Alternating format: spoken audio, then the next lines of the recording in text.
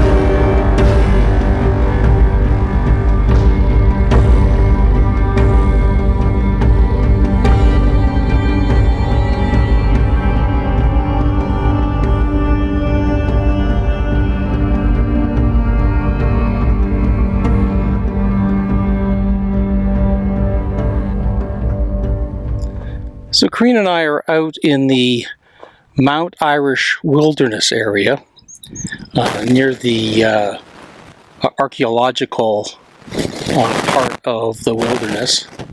And Corinne's right over there. Say hi. Hi. And we are doing a little landscape photography. As you can see, we're kind of focused up on the rock out in the middle. I'm actually using that rock as my main subject, but I've got this little patch of blue flowers right down there that I'm using as kind of a foreground interest and kind of an interesting splash of color. Corinne's doing something a little different. She's working on a sunburst right on the edge of that rock outcropping there and trying to see if she can get that to work. I'm sort of waiting for after sunset, and I'm kind of hoping that these little bit of wispy clouds will give me a little bit of interest in the sky. So we'll talk to you again when we get a little after sunset and we see if we get some, as they say, some interesting clouds lighting up in the sky. So I've changed my spot, and we're still waiting for sunset here. But as you can see, all of our beautiful clouds have moved off. Some of them are still over there, but they're all dissipating as we wait. So I've changed my strategy a little bit. What I'm hoping will happen is that as the sun sets, we get a little bit of an orange glow back there in the sky, and that we have the rock kind of set off by the glow. So it's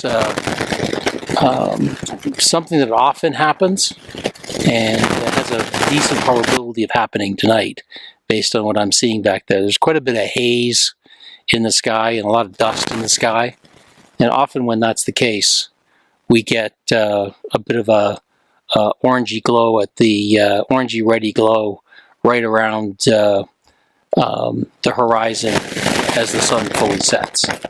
So still waiting. We have about another 10 or 15 minutes.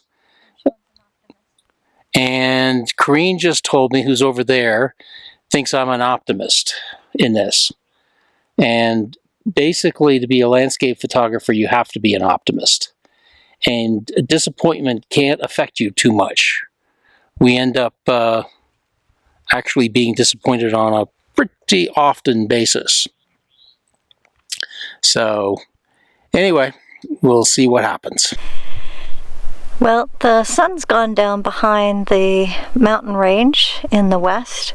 It's still another 40 minutes till sunset, so we're going to have to just be patient and see if any color develops. We had some nice clouds earlier today, but they seem to be dissipating quite quickly as the sunset approaches. I thought I'd try a different strategy. I noticed there was some clouds more in the east, so I came over here, and I'm getting this small tree with the small little yellow blossoms on it as my foreground, and some of those pink clouds up there in the sky. And I'm zoomed in quite tight to emphasize the clouds back there and the flowers on the tree.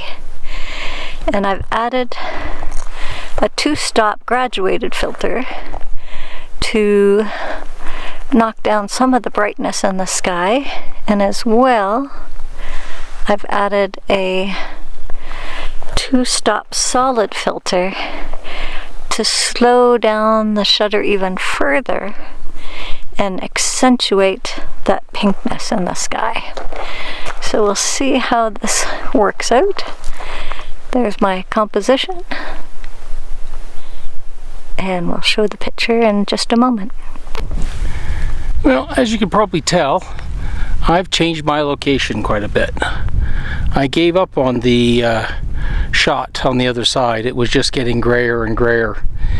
And what I'm hoping is that we'll get a little bit of color in these clouds and I'll just do a big vista shot from up here. I think even though the ground isn't as interesting, or the composition isn't as interesting, I think that the light in the sky, if it should happen, which is a higher probability, will be more than offset poor composition. Generally, whenever we're out here and I have a chance to shoot good color in the sky with a poor composition, I'll almost always choose that over a better composition with poor light. So hopefully that'll work out tonight. We'll know in a few minutes here, I think, because these clouds are starting to color up now. We're starting to pull that light a little bit now. This is what the shot actually looks like. And that was the original composition over there. And as you can tell, it's just not very interesting now. So we'll see what happens. I'm walking back to the truck. It was not a successful evening. The color really never developed in the clouds in either direction. And even in my original plan, the sky never really got that nice glow on it that it gets sometimes. So, anyway, that's just how things work some nights. Yeah, it looks like Corinne is all packed up too. So, it's just a nice walk to the van. We had an absolutely beautiful camping spot here out in the wilderness. Got the place all to ourselves.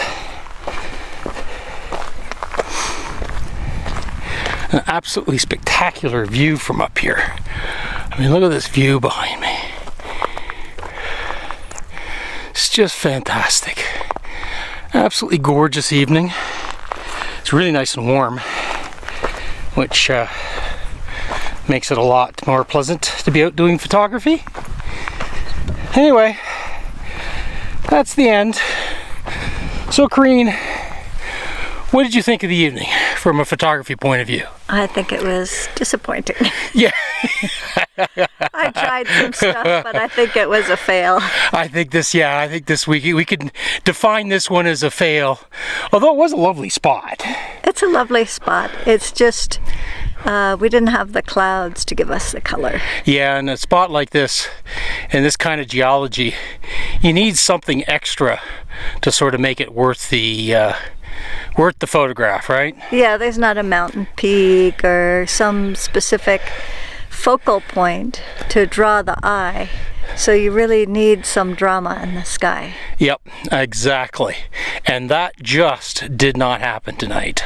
No, better luck next time. Better luck next time. Okay, well, good night, folks. I think we're going to pack it in tonight, and we will see you in the morning. Good night. Good night.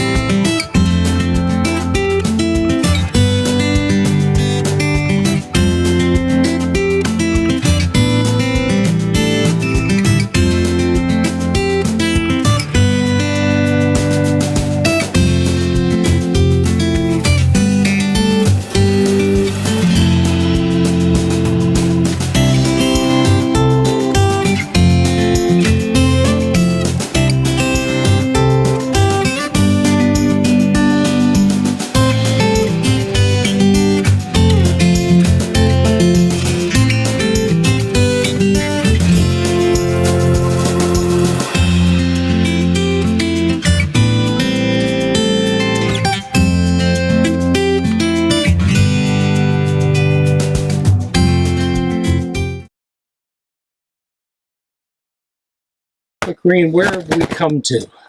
We're at the Whitewater Narrows, and this is another rock art area. There's about 6 different areas marked. If you take the Highway 318 and come north of Hiko, then you'll come to a turnoff where they've got a big sign marker and a brochure available. The brochure provides a map and shows you where the sites are with the rock art.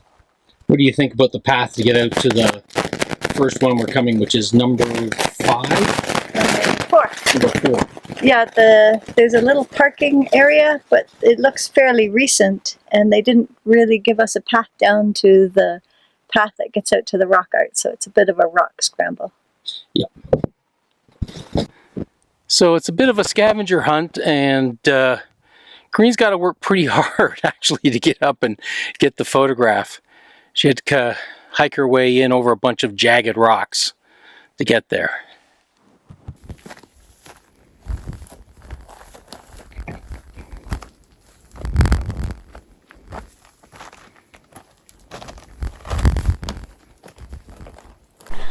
We're just at the Whitewater Narrows, Archaeological Petroglyph Site, and this is at the end of the road at site number 3. We're starting at 3 and going to work our way back to 2 and 1. Sean's found the registration box where you can mark your visit. This piece of rock art is referred to as a rake, and it's one of the longest rakes that they have found. It probably extends about 5 or 6 feet.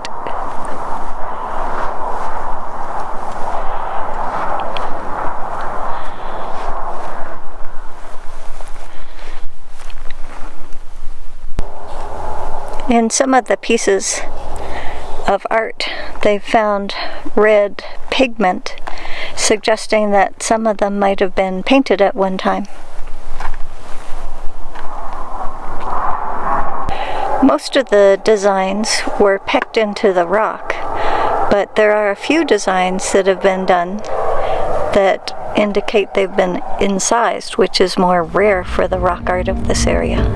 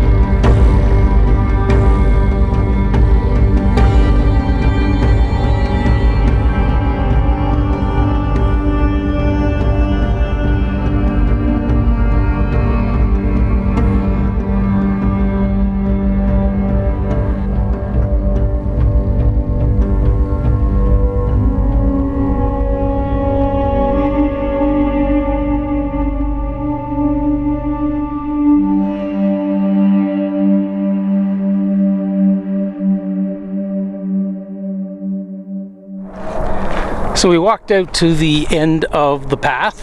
Now we're walking back. It's kind of interesting. There's an awful lot along here, which really is terrific. We're going to end the video here. If you enjoyed the video, please give it a like. If you'd like to follow us, please subscribe. And as always, hit that little notification button to be notified when new videos are released. And as always, if you have a thought, a comment, or an idea, we love to hear from you, and put that in the comment section below. Next week will be our 3rd video from Basin and Range National Monument when we go to visit the Natural Arch. It's a very, very cool spot, and it's a neat video. We get to use the drone, do some photography. So take care, and bye for now.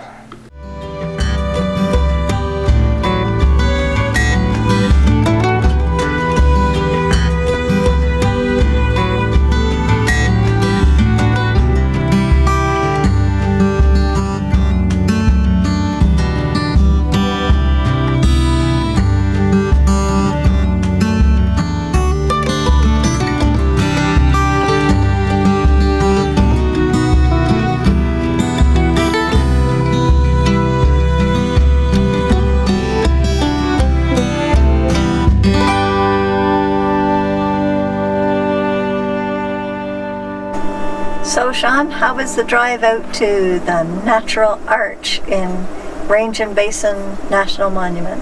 Well, the first thing I've got to say is the navigator's got to learn what the concept of a road is versus a donkey cart path, because we tried to drive up some donkey cart paths today, and we're a little too long and a little too big for donkey cart paths. So we got here, so that's a good thing, but the drive up was, to say challenging was an understatement.